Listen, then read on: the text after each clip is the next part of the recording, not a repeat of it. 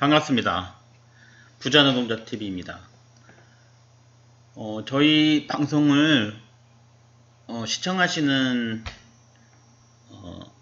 분들 중에 약 70%는 구독을 안 누르시고요. 30% 정도가 구독을 누른 걸로 되어 있더라고요. 아니, 더 되나? 하여튼 한 20% 정도가 구독을 눌러주셨고요. 나머지 80% 정도는 구독을 안 누르셨더라고요. 근데 뭐라고 하는 건 아니고요. 좋아요와 구독은 저에게 큰 힘이 됩니다. 혹시 안 누르셨다면 꼭 눌러주세요. 부탁드려요. 좋아요와 구독은 정말 큰 힘이 됩니다. 제가 이거 영상을 올리기 위해서는 밑작업도 좀 해야 되고요. 이렇게 저 한쇼를 쓰고 있는데 한쇼로 PPT 파일을 좀 만들어야 되고요. 그 다음에 제가 하는 말이 혹시 헛소리일 수 있다 이런 생각이 들거든요. 그래서 혹시라도 이게 문제 없어야 되니까 제가 책을 계속 보면서 이걸 확인하고 있거든요. 혹시 말 한마디라도 이게 잘못되면 안 되니까요. 그래서 시간이 좀 걸려요. 그래서 회사 갔다 와서 저녁 시간 또 주말에는 거의 방송 만드는데 시간을 다 쓰는 것 같아요. 물론 그게 또 저한테는 용접 기술사 준비하는데 도움이 되는 것도 같아요. 자동적으로 공부가 되거든요. 저도 좋긴 한데 어쨌든 구독과 좋아요를 눌러주셔가지고 구독자가 늘어나거나 아니면은 막 여기 보면은 좋은 댓글 막 써주시면은 힘이 막 불끈불끈 솟습니다. 부탁드리겠습니다. 감사합니다. 10번 볼까요? 10번. 피버마크 용접 결함 중 용착 금속의 냉각 속도가 빠르거나 모재의 재질이 불량할 때 일어나기 쉬운 결함으로 가장 적당한 것은 1번 언더컷, 2번 오버랩, 3번 선상조직, 4번 용입불량. 좀 그렇네요. 어렵죠? 답은 3번 선상조직이에요. 피부학교 용접 중, 결함 중, 용착 금속의 냉각속도 빠르거나 모재의 재질이 불량할 때 일어나기 쉬운 결함으로 가장 적당한 것은 언더컷은 뭔가요? 언더컷. 저번에 설명을 한번 했는데 좀 더 하겠습니다. 언더컷이라는 건 용접을 했는데 이렇게 폭 파인 부분이 발생하는 거예요. 용접을 하면 이렇게 잘 용접이 돼야 되는데 이렇게 두 개의 판을 용접했다면 이렇게 용접이 돼야 되는데 이게 폭 파먹은 이런 부분이 생기는 거거든요. 이거 왜 생긴다 그랬죠? 전기가 너무 세거나 운봉을 너무 빨리 하거나 또 아크길이 너무 길거나 그런 경우가 생긴다 그랬죠? 오버랩은 뭐예요? 오버랩 반대죠. 오버랩은 너무 또 이렇게 천천히 하거나 그래가지고 이렇게 막 흘러내려버린 거예요. 제가 과정 때 그렸는데 이렇게 흘러내려버린 거예요. 전기가 너무 낮거나 오버랩은 또 너무 천천히 세워라 내워라 하나 둘 이렇게 뭐 졸릴 정도로 이렇게 용접을 했거나 그런 경우가 생긴다 그랬죠. 오버랩이 생기면 어떻게 하라고 그랬죠? 여기를 이렇게 쭉 갈아내고요. 새로 용접하면 된댔죠. 언더컷은 생기면 어떻게 한다 그랬죠? 여기를 아주 가는 용접봉으로 이 부분만 다시 이렇게 이쁘게 용접하면 된다 그랬죠? 네. 자, 용입불량은 뭘까요? 용입불량은 예를 들어서 이렇게 홈 각도를 너무 좁게 해가지고 좁게 한 데다가 여기서 여기까지를 루트 간격이라고 했죠. 루트 간격도 조금 하고 홈 각도도 너무 좁게 해가지고 여기만 이렇게 여기만 용접되고 여긴 용접이 안 된 거 이런 거 용입불량이라고 하거든요. 용접 안 된 거예요. 이거 어떻게 하면 될까요? 네, 홈 각도를 약간 크게 해주시고요. 또 루트 간격도 좀 벌려주시면 되겠죠. 용입불량은 이런 거예요. 그러면 선상조직이란 건 뭐냐? 여기서부터 이제 좀 힘들죠. 선상조직이 무엇인가? 선상조직 한번 볼까요? 선상조직은 아이스 플라워 스트럭처라고 하는데요. 자, 이거 잘 설명해 드리려고 제가 용접 기술사 준비한 책 이렇게 좀 잘 편집한 거거든요. 그대로 쓴 건 아니고요. 될 수면 영어 안 쓰려고 그러는데 선상조직은 영어를 하면 좀 더 이해가 쉬울 것 같더라고요. 아이스 플라워 스트럭처라는 것, 아이스 플라워 뭐예요? 왜 눈 오면은 눈에 결정구도 있잖아요. 이렇게 아이고 죄송합니다. 왜 이렇게 해가지고 이렇게 보면 막 이런 거 있잖아요. 이렇게 해가지고 이런 거 있잖아요. 이런 거 있잖아요. 겨울왕국 이런 거 있잖아요. 그거 생각하시면 되겠어요. 선상조직은 아크 용접부 파단면에 생기는 것으로 마치 서리 기둥인데요. 서리 기둥이 나열된 것 같은 보이는 극히 미세한 주상정이 선상으로 나열되어 있는 것을 선상조직이라고 합니다. 이게 뭔 말이냐면요. 이렇게 용접을 했어요. 용접을 잘 했단 말이에요. 용접을 했는데 이 부분이 이유 없이 딱 찢어져 버린 거예요. 두동강이 난 거예요. 두동강이 나가지고 그걸 봤더니 그 안에 이렇게 아까 겨울왕국처럼 이런 아이스 플라워 같이 생긴 것, 그런 현상이 나열되어 있더라는 거죠. 그런 것을 선상조직이라 하는 거예요. 별다른 건 아니죠. 그럼 선상조직은 왜 생기느냐? 선상조직이라는 것은 파단면, 그러니까 모재가 두동강이 나가지고 파단면이 생겼는데 파단면에 보니까 그런 게 있더라는 거잖아요. 그럼 선상조직이 왜 생기느냐? 냉각 속도가 너무 빠를 때 생깁니다. 냉각 너무 빠를 때 생기고요. 또 수소 용해량이 너무 많을 때 생깁니다. 수소와 관련이 있죠. 수소 용해량이 너무 많을 때 생기고요. 탈산 생성물이 많이 생겼을 때 산화 실리콘, 그다음에 산화 알루미늄 이런 것 많을 때 생깁니다. 그러면 선상조직이 안 생기게 하려면 어떻게 할까요? 일단 예열 후열을 하면 그 안에 있는 수증기가 날아가잖아요. H2O가 날아가잖아요. H2O. 아이고, 죄송합니다. H2O가 날아가니까 예열 후열을 하면 좋고요. 모재에 또 그런 불합리한 부분이 있나 보고요. 또 산소를 잘 없애는 탈산이 잘 되는 용접봉을 사용하시면 되겠고요. 이게 수소와 또 관련이 있잖아요. 수소 용해량이 너무 많을 때 생기니까 저수소의 용접봉을 사용하시면 선상조직을 막을 수가 있겠습니다. 그럼 선상조직 하니까 또 생각나는 게 있는데요. 은점이라는 게 있거든요. 은점이라는 건 뭐냐면 똑같아요. 비슷한 내용이에요. 이렇게 용접을 했는데 이렇게 용접을 이쁘게 이제 했어요.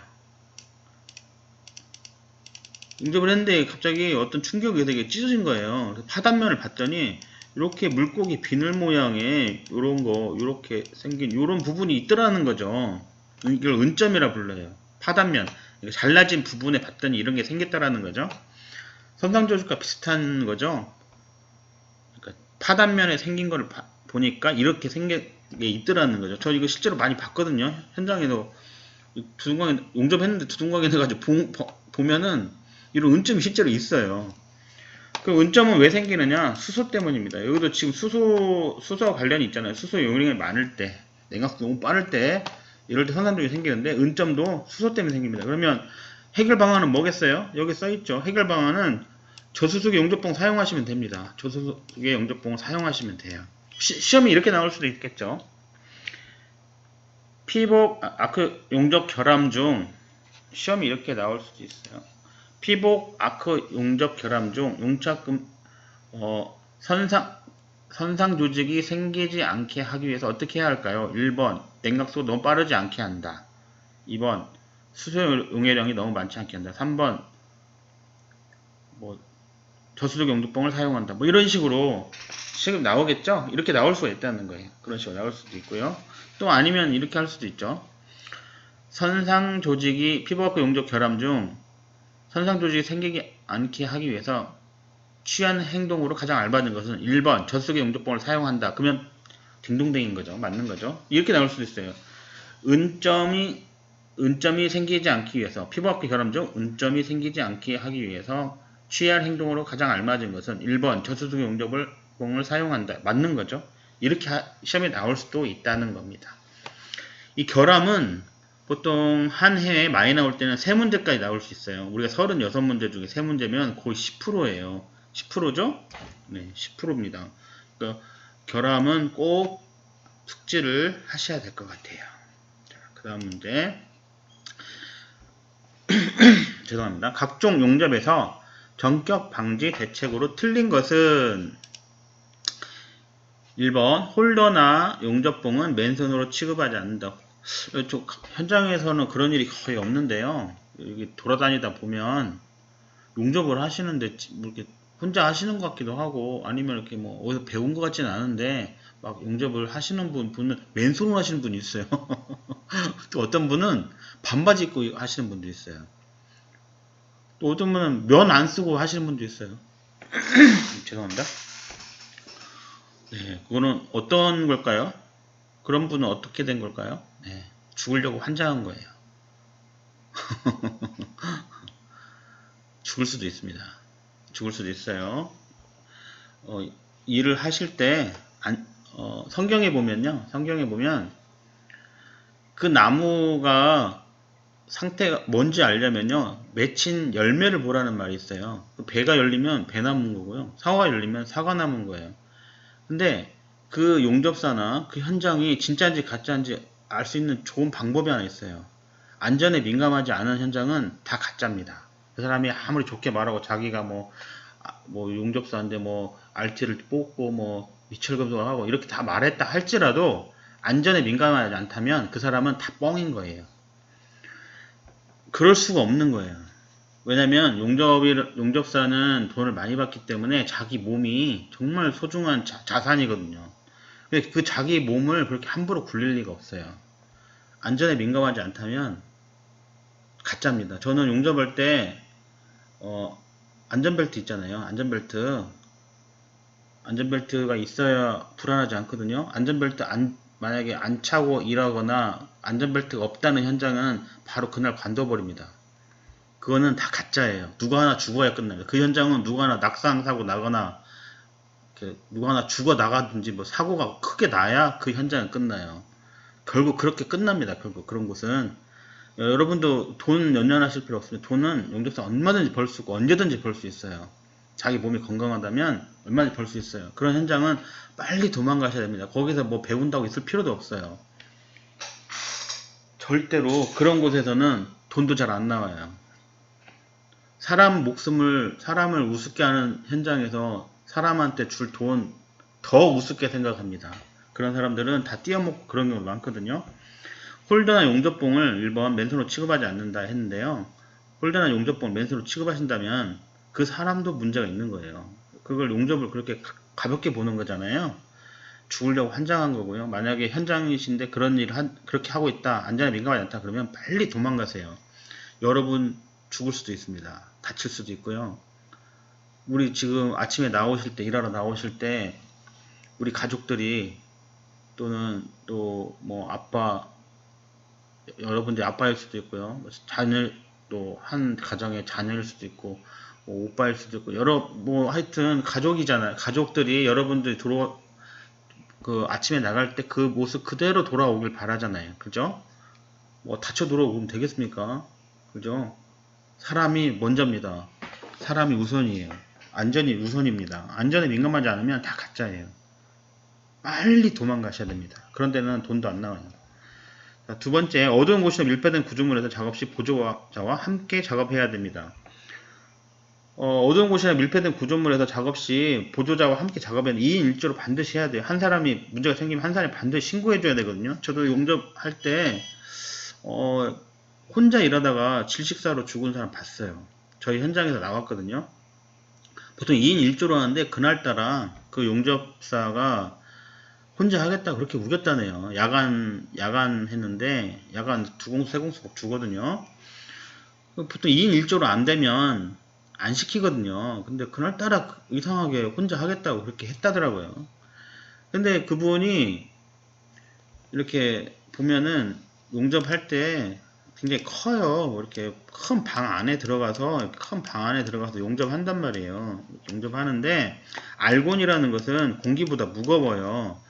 그래서 이제 여기 이렇게 홀이 이렇게 있으면 여기 사다리가 이렇게 있고요. 사람이 들어가서 용접을 하는데 밥 먹고 와서 좀 잤나봐요. 보통 그러잖아요. 누워있었는데 알곤이 이게 토치가 이렇게 있는데 알곤이 여기 샜나봐요. 그러니까 누워있었는데 알곤이 샌 것 같아요. 근데 여기 보통 배풍기를 켜놓고 있거든요. 배풍기라고 해서 여기 공기를 이렇게 빠져나가게 만들어요. 배풍기라는 게 있는데 배풍기가 시끄러우니까 배풍기를 껐나 봐요. 또 그러니까 잤는데 알곤이 이렇게 밑으로 가득 차게 되니까 다음날 저산소증으로 죽어서 발견됐습니다. 이런 일이 제가 현장에 있을 때 실제로 있었거든요. 그러니까 하지 말라면 안 하면 되는데 하지 말라고 했는데도 하는 거예요. 그러니까 죽어나가는 거예요. 용접사가 죽는 경우 거의 드물어요. 용접사는 안전사고 거의 안 일어나요. 일어날 수가 없어요. 왜냐면 그거를 다 가접을 해놓고 붙여놓고 안전하게 다 핸드레일 다 해놓고요. 이렇게 안전장치 다 모두 해놓고 철수하거든요. 그러면 그때 용접사가 들어간단 말이에요. 그러니까 재관사나 배관사 또는 조공이 다치는 일이 있어도 용접사는 거의 다칠 일이 없어요. 근데 하지 말라고 한 거 있잖아요. 방금 하지 말라고 한 거잖아요. 어두운 곳이나 밀폐된 구조물에서 작업하지 말라는 거예요. 그리고 굳이 할 거면 보조자와 함께 2인 1조로 해야 되거든요. 안전에 민감하지 않으면 다 가짜입니다. 누구 하나 죽어야 끝나요. 다치거나 큰 사고 나야 끝나거든요. 여러분의 그 용접사 되면 하루에 버는 돈이 얼만데, 그죠? 그까짓 거 안 벌고 막 그만이지 모험하실 필요 없습니다. 자, 세 번째, 용접 작업하지 않을 때는 티그 전곡봉은 제거하거나 노즐 뒤로 밀어 넣어야 돼요. 이게 그런 경우인데 실수로 잘못해서 티그 토치 같은 거 누르는 경우 있어요. 또 티그 토치 떨어지는 경우도 있고요. 그게 만약에 눈 같은데 만약에 꽂힌다 생각해 보세요. 대형 사고죠. 아니 설마 그런 일이 있겠어? 이렇게 생각하시는데 정말 그런 일이 가끔 벌어져 버려요, 이게. 그러니까 항상 안전에 주의하셔야 됩니다. 그 다음에 전극봉도 제거해 놓으세요. 용접 안 할 때는. 그럼 되잖아요. 왜 하라고 했는데 안 하는 거예요. 하지 말라면 또 하고. 현장 가시면 그런 분 많아요. 내가 30년간 여기 뭐 용접했는데 뭐 20년 내가 용접했는데 내가 그까짓 거 뭐 이렇게 말하시는 분 있거든요. 그러면 제일 먼저 죽어요. 제일 먼저 다치고. 다 가짜예요. 그런 사람들 다 가짜예요. 안전에 민감하지 않으면 다 가짜입니다. 하지 말라면 하지 말고 하라는 건 반드시 해야 돼요. 안전에 대해서는 타협이 있을 수 없습니다. 우리 목숨이잖아요. 하나밖에 없는 우리 목숨이고 내가 만약에 손이나 어디 다치면 일 못하잖아요. 그 손해가 어마어마해요. 용접사들은 하루 벌어서 하루 먹는 그런 개념이 아니에요. 용접사들은 워낙 많이 벌기 때문에 나 일 못하면은 누가 책임져 주는 것도 아니잖아요. 그죠? 네, 꼭 안전하게 보면은 뭐 이렇게 어려운 내용도 아니잖아요. 그죠? 자, 네 번째, CO2 용접이나 미국 용접 작업 도중 와이어를 교체할 때는 전원을 차단하지 않아도 된다? 어떠신가요? 저는 CO2 용접할 때, 미국 용접할 때 와이어 교체할 때 있잖아요. 그때는 그냥 전원 내리고 와이어 다 바꾸고 나서 다시 전원 켜고 이렇게 했거든요. 이거에 대해서 한 번도 생각해 본 적은 없거든요. 당연히 차단한다고 생각하지 이거를 켜놓고 된다? 그건 모르겠네요. 근데 이제 이런 경우 있어요.